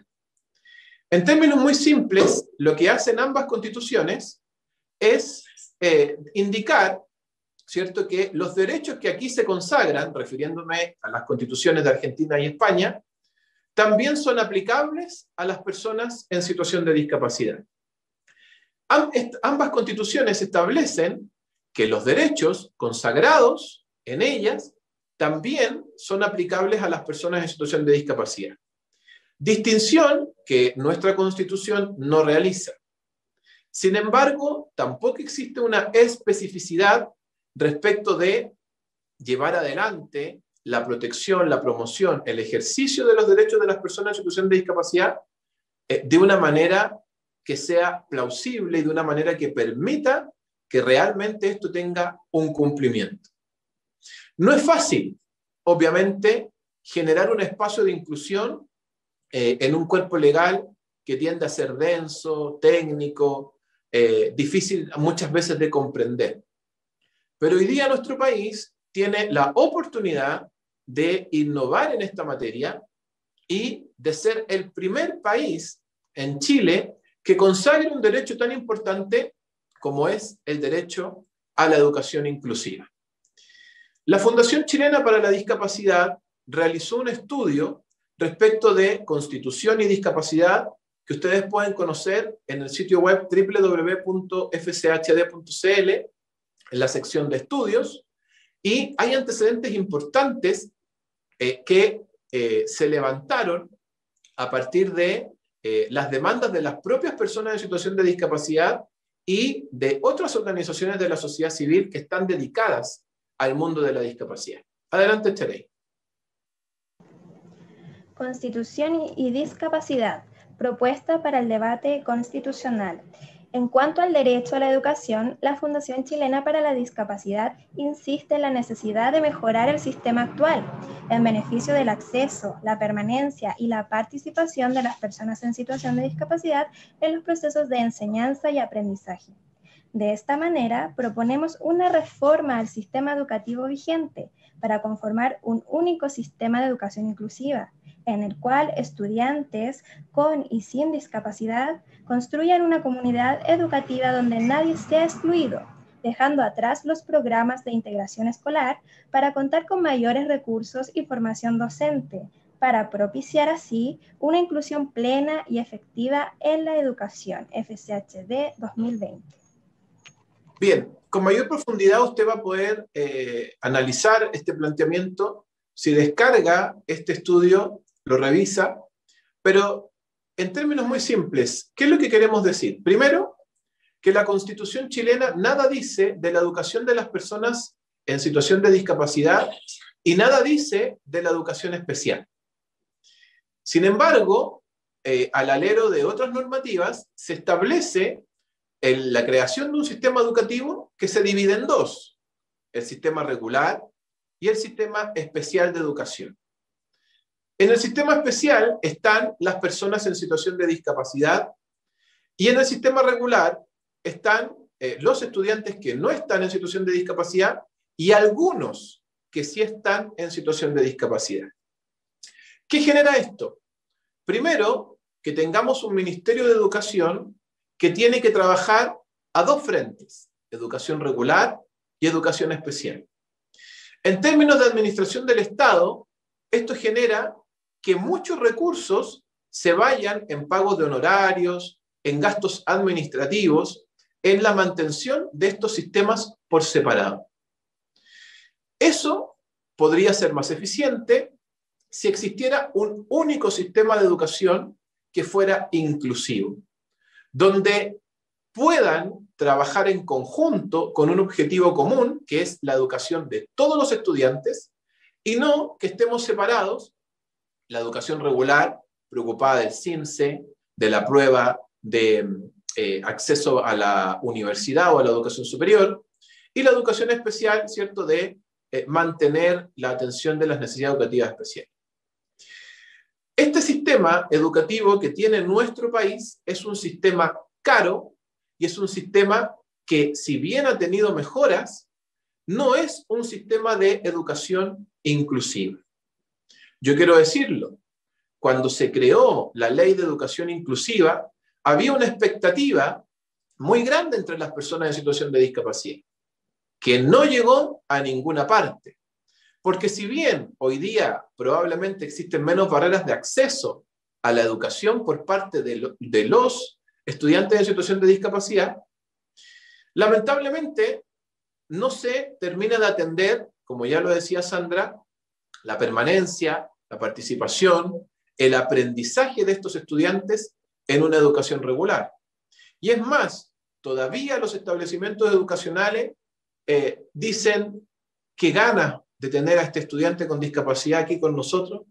No nos vamos a oponer a que lo matriculen acá, pero yo quiero decirle, mamá, papá, que no tenemos el profesional capacitado, no tenemos la infraestructura, los estudiantes, sus compañeros no están preparados para recibir a un compañero en situación de discapacidad, y ahí entonces viene un proceso de segregación que no está establecido en la ley, pero sí en las actitudes que tienen algunos establecimientos educacionales respecto de quienes están en situación de discapacidad.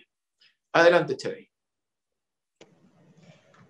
En particular, dentro de las fuentes consultadas, REST, FCHD 2020 y CENADIS 2019, se puede ver claramente un interés de que la educación inclusiva abarque todos los niveles y etapas de formación, contemplando preescolaridad, escolaridad básica, secundaria, de estudios superiores y capacitaciones.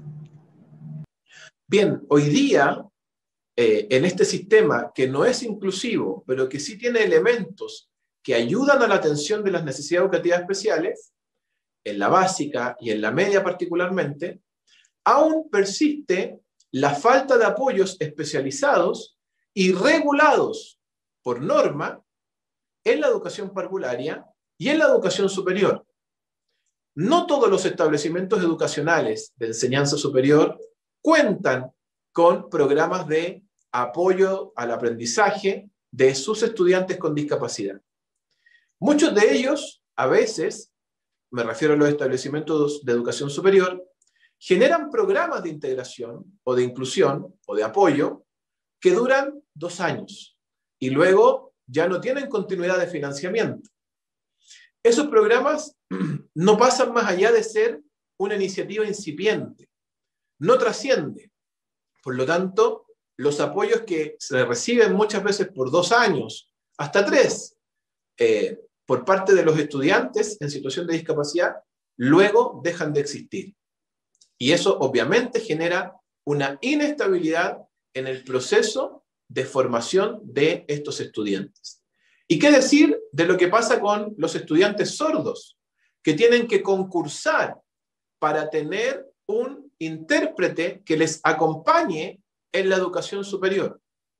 Y además, muchas veces los sordos que quedan fuera de este financiamiento tienen que costear por sí mismos un intérprete que obviamente significa un costo considerable que muchas veces puede llegar a ser incluso más caro que financiar la misma carrera que aquella persona sorda quiere cursar. ¿Y eso por qué? Porque no existe un sistema de educación inclusiva. Adelante. El derecho a la educación inclusiva para las personas en situación de discapacidad. Los Estados partes reconocen el derecho de las personas con discapacidad a la educación, con miras a hacer efectivo este derecho sin discriminación y sobre la base de la igualdad de oportunidades. Los Estados partes asegurarán un sistema de educación inclusiva a todos los niveles, así como la enseñanza a lo largo de la vida. Bien, esto dice la Convención Internacional de los Derechos de las Personas en Situación de Discapacidad, que Chile ratificó en el 2008, que la ONU estableció en el año 2006 y que en este año, 2021, cumple 15 años de historia. Y esta convención nos habla de la no discriminación, nos habla de la igualdad de oportunidades en su artículo 24, porque esto es parte del artículo 24 de esta convención. Y aquí se ve evidentemente que el Estado chileno no ha velado por la existencia de una educación sin discriminación, sin segregación. ¿Hemos avanzado? Sí, pero todavía existe discriminación, todavía existe segregación de las personas en situación de discapacidad, o a las personas en situación de discapacidad. Y fíjese usted que aquí mismo dice que los estados deben, y que se comprometen, ¿cierto?, a implementar un sistema de educación inclusiva. No programas de integración, no escuelas especiales, sino que un sistema de educación inclusiva. Chile no puede implementar un sistema de educación inclusiva si no deja el modelo educativo actual que tiene, dividido entre la educación regular y la educación especial. Por lo tanto, aquí hay un incumplimiento importante de la Convención que tiene que resolverse en algún momento, que no lo resolvió la Ley de Educación Inclusiva o de Inclusión Educativa, que todavía no lo resuelve el Decreto 83, pero que todo lo podría resolver solo en parte, en tanto la implementación de prácticas pedagógicas basadas en el diseño universal de aprendizaje, los planes de apoyo individualizados, etc. Pero nos falta, porque el sistema educativo sigue siendo el mismo, con mejoras, o si usted quiere, con parches, pero es el mismo sistema educativo. Adelante, Cherey. Los Estados partes brindarán a las personas con discapacidad la posibilidad de aprender habilidades para la vida y el desarrollo social, a fin de propiciar su participación plena y en igualdad de condiciones en la educación y como miembros de la comunidad. A este fin, los Estados partes adoptarán las medidas pertinentes. Bien. Aquí encontramos nuevamente que el Estado se compromete a implementar medidas pertinentes hacia una educación inclusiva que aún, ¿cierto?, no tenemos cumplimiento. Pero quiero que avancemos a la siguiente diapositiva para que entendamos qué es lo que la Constitución tendría que decir para consagrar una educación inclusiva y de calidad. A fin de contribuir a hacer efectivo este derecho, los Estados partes adoptarán las medidas pertinentes para emplear a maestros, incluidos maestros con discapacidad que estén cualificados en lengua de señas o braille, y para formar a profesionales y personal que trabajen en todos los niveles educativos. Esa formación incluirá la toma de conciencia sobre la discapacidad y el uso de modos, medios y formatos de comunicación aumentativos y alternativos apropiados, y de técnicas y materiales educativos para apoyar a las personas con discapacidad. Sí, vamos a la siguiente, Cherey.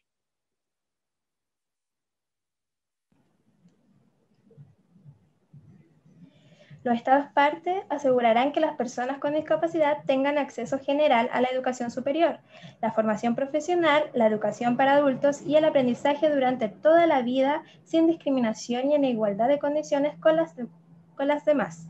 A tal fin, los Estados partes asegurarán que se realicen ajustes razonables para las personas con discapacidad. Bien, respecto a lo primero, emplear a profesores en situación de discapacidad. Hoy existen docentes que están en situación de discapacidad, pero no son muchos, porque solo el 9% de las personas en situación de discapacidad logra tener un título universitario. entre los cuales está el de docente. Luego se establece la importancia de que se utilice el sistema braille, de que se utilice la lengua de señas, de que se utilicen medios de comunicación alternativos y aumentativos. Pero ¿cuál es el problema? Que los docentes no están capacitados para el uso de estos sistemas de comunicación.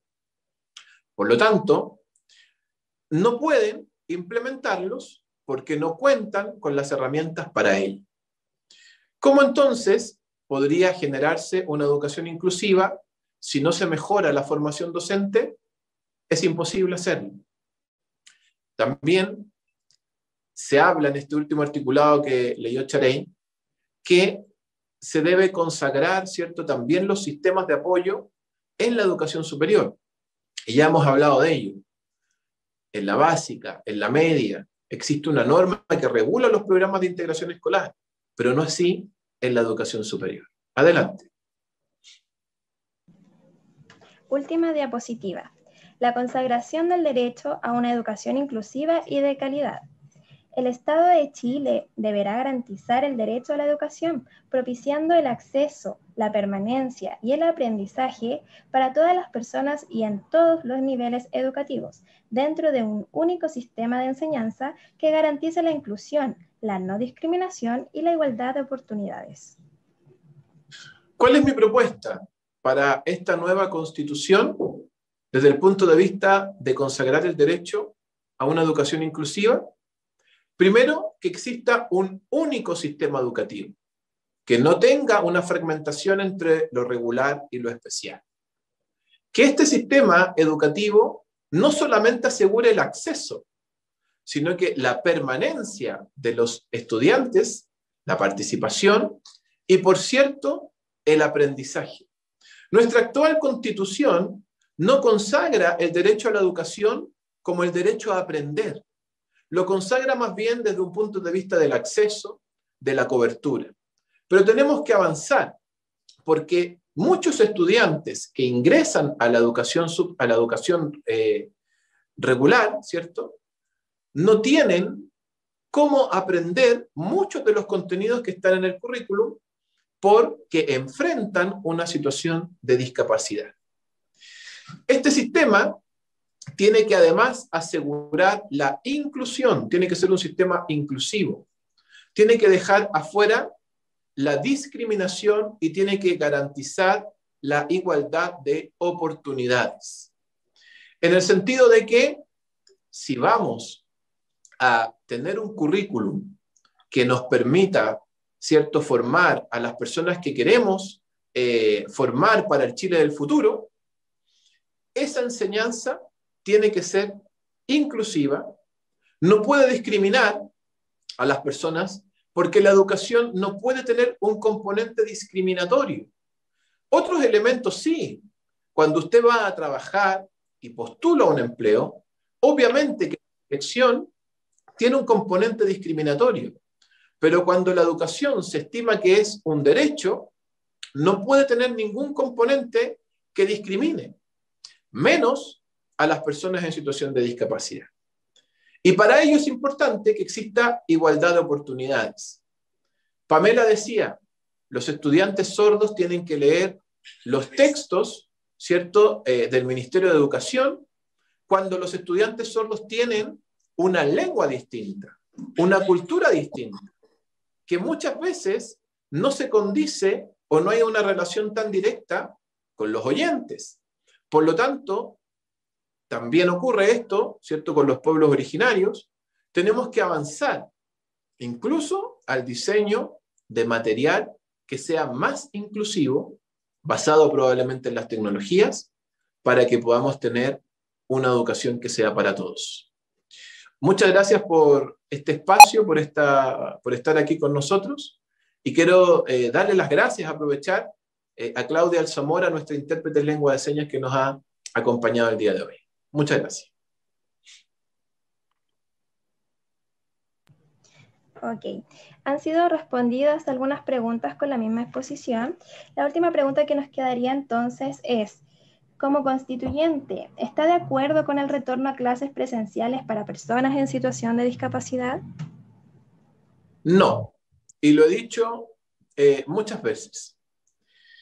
Sí sé que la educación presencial es necesaria, pero hoy día los estudiantes y las personas en situación de discapacidad están en un mayor riesgo de contagio.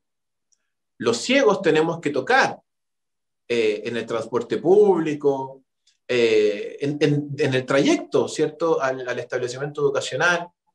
Las personas sordas también muchas veces no están del todo informadas de lo que pasa alrededor, y muchas personas con discapacidad mental, de causa psíquica o intelectual, han tenido problemas para comprender todo este concepto en el que estamos, ¿cierto?, contexto de pandemia. Todo esto genera un mayor riesgo de contagio. Y además, no todas las personas en situación de discapacidad han sido prioridad para el proceso de vacunación. Por esa razón, y no por otra, es que considero que el retorno a clases de estudiantes en situación de discapacidad es apresurado. Yo hubiera preferido un modelo en el que en primer semestre se hubiera mantenido una educación telemática y luego, evaluando la situación, volver a un modelo mixto entre telemático y presencial luego de las vacaciones de invierno. Yo sé que no es fácil, pero exponerse al contagio es un riesgo muy alto. Ok, muchas gracias. No habiendo más preguntas, adelante, Vania. Bueno, agradecemos la exposición de cada uno de los que han presentado en esta jornada que ha sido de enriquecimiento y de aprendizaje, y también agradecemos la participación de cada uno de ustedes por su tiempo y también porque en esta etapa en la que hemos podido aprender, ¿cierto?, hemos podido informarnos, han destinado su tiempo hacia aprender sobre lo que es la educación inclusiva. En relación a esto, también les invitamos a que nos puedan seguir en nuestras redes sociales como Fundación Chilena de la Discapacidad, y esperamos vernos en otra jornada. Muchas gracias y hasta luego.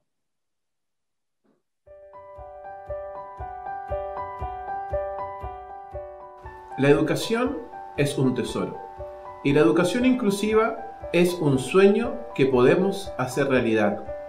No hay calidad sin inclusión. Hoy es posible cambiar el mundo, y podemos hacerlo desde nuestras aulas presenciales o telemáticas. ¿Te imaginas qué podríamos lograr si la cultura, la gestión y las prácticas en la educación fueran inclusivas? Buscamos la transformación del sistema educativo actual para avanzar a una educación inclusiva y de calidad, donde cada estudiante, y especialmente aquellos que están en situación de discapacidad, tengan acceso a los aprendizajes. Para ello, asesoramos y capacitamos a directivos, docentes y profesionales de apoyo, de manera que cuenten con las herramientas necesarias para la consolidación de entornos de aprendizaje sin exclusiones. Hemos diseñado servicios especializados que permitan que la inclusión sea una realidad en cada aula.